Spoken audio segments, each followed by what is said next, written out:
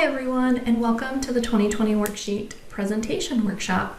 My name is Vanessa DeKukuk, and I am the Global Training Manager here at 2020, and I am very excited to show you a few tips and tricks today. We're just going to spend a few minutes together really focusing on techniques that can be done in 2020 Worksheet to really help your project stand out. A lot of times we're sharing them or showing a report to a client and they may have a lot of outstanding questions. I think some of these can be resolved very easily through certain techniques with visualization or creating reports. So let's take a look. First up, I'd like to talk about specifying our options accurately. Now, this seems like a given because we have so many different manufacturers that are pre-built into Worksheet that you can quickly pull up not just their finishes, but their pricing and all their details. But there's slow ways and there's fast ways to do this. So let's take a look. First, you'll notice that I just have a simple worksheet. This is actually the project that was shown in the CAP Complete session a little bit earlier, and it's just using some demo items, things from our 2020 catalog. First thing I'd like to point out though, nothing specified. So I do want to take a moment to just turn on another column to help me specify really easily. Because sometimes when you're working with a product line, or maybe it's new products that are available from a manufacturer, you might not be very familiar with it yet. So if I go under columns and catalog info, there's a column called option group. You'll notice what this does is it kind of gives you a better idea of what options are still needed, because initially we just start with skipped options. So now I can see there's a seat selection, a base finish, some fabric grades, a paint color, a laminate, without really studying those part numbers or knowing a lot about those items in the catalog. The other thing I'd like to point out is this catalog happens to use the category column. So if your manufacturer catalog uses category as well, definitely make sure that that column is on and you can easily see what type of product that is. That's going to come in really handy in a second because I'm going to actually specify this project using global options. I think global options initially looks very intimidating because if you go over to this tool, it really exposes the list of products in a completely different way because we're not really looking at the products anymore. We're looking at the options on those products instead. So what I'm going to do is come in and actually group this by a little bit more than just the manufacturer. Let's go ahead and turn on category. Remember that was telling us things like seating or work surface, like the type of part that it is. When I say okay, now I have a much better idea of what finishes or options should be going to what items. Before, if I didn't have that checked, it was literally just a list of finishes in alphabetical order. So the bigger the project, the more endless that list seems. So let's go back in and make sure to turn on our category and say okay. Now I have a much better idea that as I go through and I click and I pick all of my finishes, I can see exactly what products it's applying to, but it's going to be just that much faster because I know everything I pick in these first 4 clicks will have to do with my seating. So let's say that I'd like black, base finish, color, let's do a pop of orange, fabric, I will pick one of these. And let's do a combo of light gray. Now you notice a couple other things popped up. Global options tries to speed up the process, help you specify really fast. So I might get a couple red flags. That just means that there's other items that can take those finishes. So if I agree, I just click the red flag. And let's come down to our table. We have a base finish. Let's say that it is a paint and we'll make it black. And we have a laminate color. And for now, let's just do frost. So with just a handful of clicks, I've actually specified our entire project. It's a pretty small one, but you get the idea. When I go back to Worksheet and say yes, look at all those green check marks. That was my goal. Okay, now our next task is to preview our products very fast. Why do I want to do this fast? Well, one, because I'm spending a lot of time specifying and getting all the products right, that I want the picture just to show up. But two, I need to be able to show this to my client. And a lot of times there's changes or evolution of that project. So I want to be able to provide them with those changes very quickly. So back in Worksheet, you'll notice we have the preview column on. There are a couple things that have previews in here. It looks like my bookshelf came in, one of my chairs, but not everything at a preview. So one thing you might want to consider is using the Update Preview Images tool. This is super helpful, especially because I use global options. Global options wasn't really ever looking for previews of items. So this is a great way just to come in and say, I'd like to replace everything, update all. It runs through the whole project and gives me an image for each line. Now this is based on the 3D graphic that's provided by the manufacturer. So sometimes you'll have accessories and things that don't have images, but for the most part, a lot of your products should. If there's ever a time that you maybe don't love that image or you want to show it a different way to help the client really understand what's happening, for example, this is a sample chair, right, from our demo catalog. Let's say I want to do a different image. So instead, what I'll do is right click on that product, look under the properties option. Inside properties, there's a visualization tab where you have all sorts of control. I can move this around, I could change it to a line drawing or a gray, kind of black and white example. But what I really want to do is say, you know what, I want to bring in my own user image, because a user image lets me actually pull in any image that I might have saved. Imagine you've gone out to a manufacturer's website, or you've got plethora of images in your library. Here is a chair from the Mean catalog. And so when I open this up, it looks a little funny because it's so zoomed in, but I'm just going to say use this image for preview, and notice it's applied it to my line number 3. If I'd like to, I could go next and do the same thing, use this image for preview and close that up. And now line 3 and 4. Now technically this is not the Mean part number, this is just from demo, but as an example, hopefully you can see how easy that is. Imagine if you've got a client that just has a really hard time visualizing, or maybe has just never gone through a major project before. We want to give them as many color indicators as possible, fabric swatches, images of product, anything to help them associate to this rather than a long part number or a complex description and finishes, right? Now, manually adding my own image is not something I want to do on every product. It's just going to be on the key things that I think are going to, again, help me tell the story, because my end goal is to run a report on this worksheet. A report could be a quote or something that you're using in your presentation for your client. And within that report, I want to be able to show that preview really well. So a good example of that, let's go over to report designs, and you'll notice there is one called the single item visualization report. Okay, this is a standard report that comes with 2020 worksheet. You don't have to do anything special to access this report. And it's got a really nice breakdown, because not only does it, of course, show us product information, but it has very nice size images. There are those custom pictures that I brought in just a minute ago.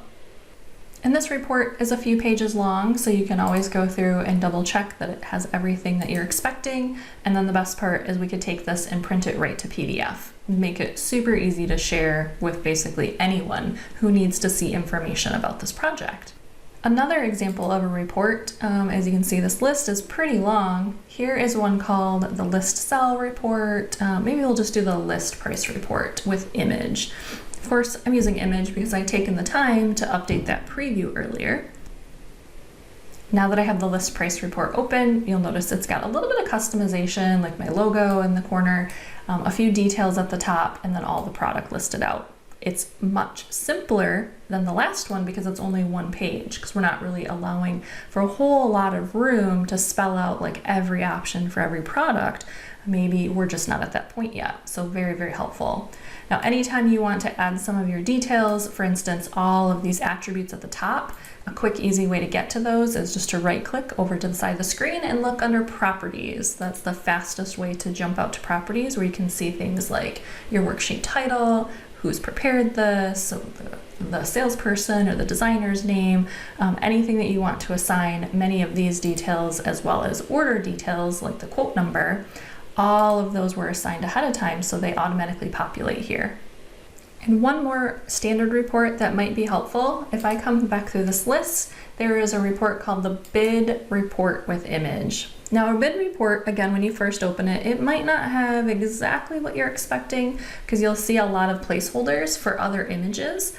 There's a couple different ways to add those images in. So the logo at the very top, all we need to do is jump under Tools and Preferences, and you'll see on the left-hand side, under User, there is a logo that I can add here. So we'll browse out and grab our 2020 logo.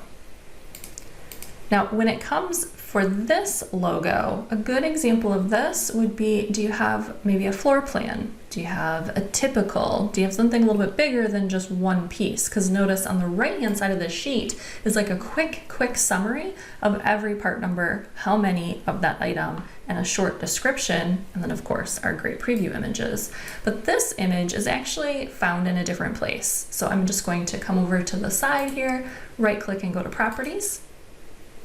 And you'll notice that there's a report section that I can browse to a report image. So let's browse out, and I have a little floor plan mock-up. So here is this floor plan. Here's an example of where all those products came from, and I can apply this. Now, what does that look like now that I've applied both of those images? All I need to do is refresh my report. Very professional looking, very easy to see. If I zoom in a little bit more, it'll be a lot easier to see that floor plan. There were some thin lines, so it was a little harder earlier.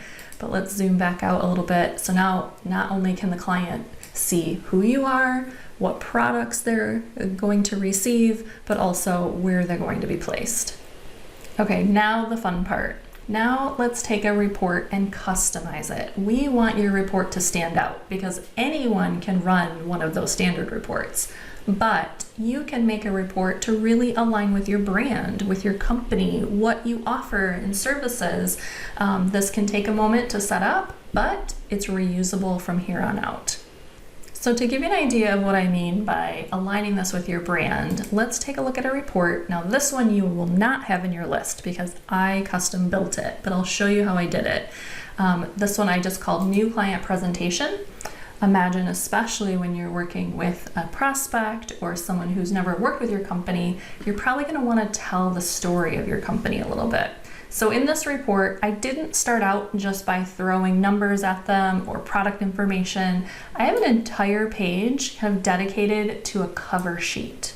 Now, cover sheet is something that can be just telling the story. It can be something where you're actually writing a little bit of a personal message to them, something again that really is going to make them remember your estimate or your bid.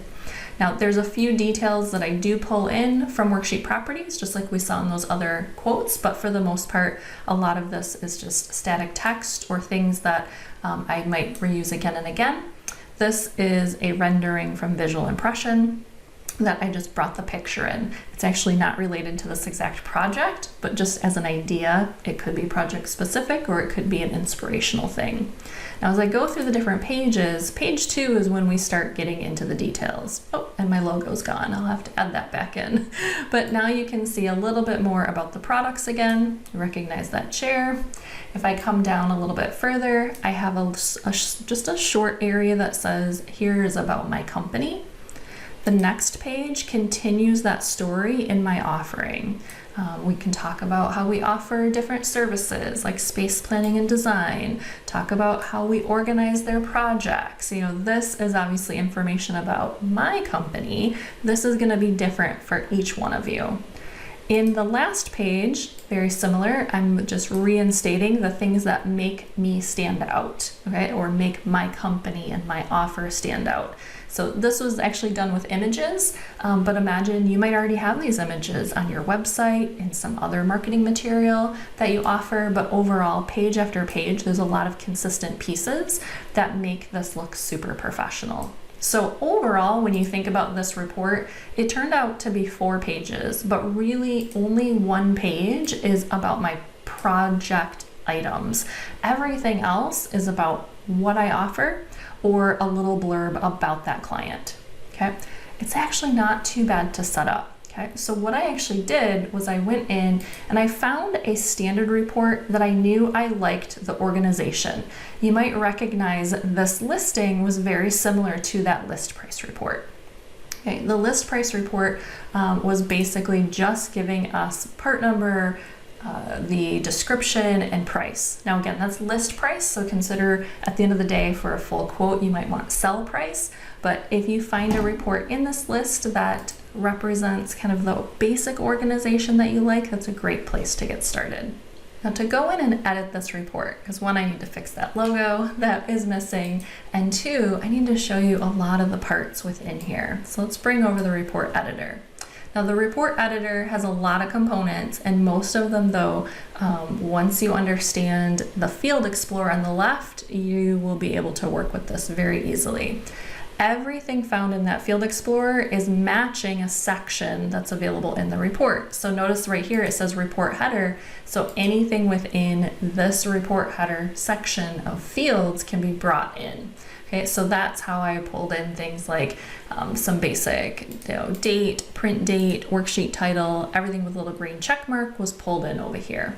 If I come down a little bit, notice how big that section is. Before I get to the page header, I have like a whole 9 inches of space. That's how I made that the cover page. So it really isn't called a cover page. I kind of tricked it into being a cover page, saying, hey, the report header, I want it to be like almost 9 inches tall, thinking of an 8.5 by 11 sheet of paper. I want to take up the majority of that space. All of the things that are in this section, I can move around and adjust. It takes a little bit of patience the first time you try this, but you can adjust it anywhere you want within that section.